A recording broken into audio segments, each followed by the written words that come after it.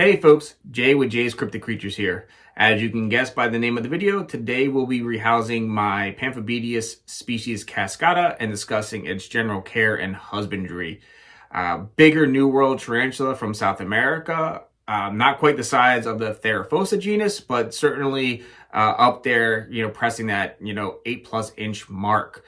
I got this specimen from Steve at Arachnoid Den probably a year and a half ago or so, and fingers crossed she is growing along quite nicely. If you can recall, a couple videos ago we rehoused my species Duran. So as you would guess, the husbandry is going to be very, very similar between the two. So let's go ahead and get this gal moved over. The current setup is a small critter keeper with several inches of substrate, sphagnum moss, cork bark hide, and a water dish. Once a week I overflow the water dish to give the spider a moist corner. The new enclosure is a medium-sized critter keeper complete with cork bark hide, fake foliage, some sticks, and sphagnum moss. A water dish will be added later. And onto the rehousing. As you will see, this specimen is a larger sized juvenile. As slings, these were kept in 16-ounce deli cup, fairly moist. As slings, Pamphobeteus have that fantastic Christmas tree patterning on the abdomen. As you can see here, this specimen is quite dug into her hide, and honestly trying to get her out was a little bit of a challenge. Obviously what you want to do is try to minimize stressing the tarantula out, but we need to get her out of there, and you saw there a little bit of a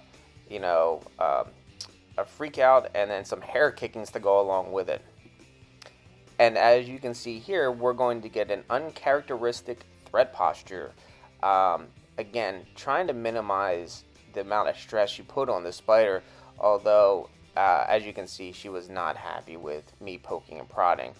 While I did keep portions of the enclosure moist, I didn't particularly see my specimen gravitating towards that moist corner or not. They kind of free floated around, generally in the hide during the day and then out and about at night. So I'm getting ready to switch over cups, and then unfortunately we get another threat posture again, this time with fangs shown. So she's really trying to show that she means business. But a bit of a mistake on my part. I probably should have went with a larger cup, from the start. Now with a larger cup, the rehouse was significantly easier. A couple pokes in the booty, and she popped into the cup rather easily.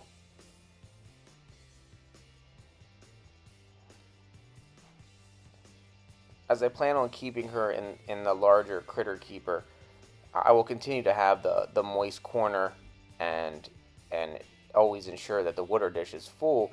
I will continue to observe to see as she matures if the desire to seek out moisture increases or decreases. Again, this cup unfortunately didn't have the poking holes, if you will, but a little gentle push and she pops right on out, again without too much of a fuss. This is a fantastic species of tarantula, and I continue to enjoy them.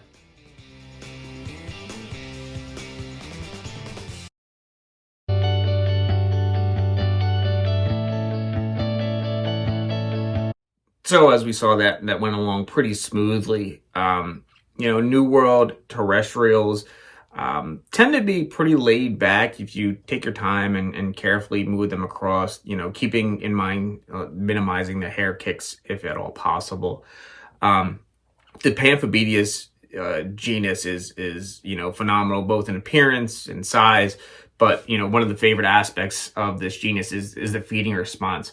I'll throw a clip up here showing a takedown of a recent feeding. I mean, she comes, a little tentative out of the den and it just, explodes. Really fun watching them eat and hunt. Really enjoy growing this species up. truthfully, the whole genus as a whole. So I look forward to getting a couple more of them in the future, and hoping this continue, building my collection of the Pamphobeteus.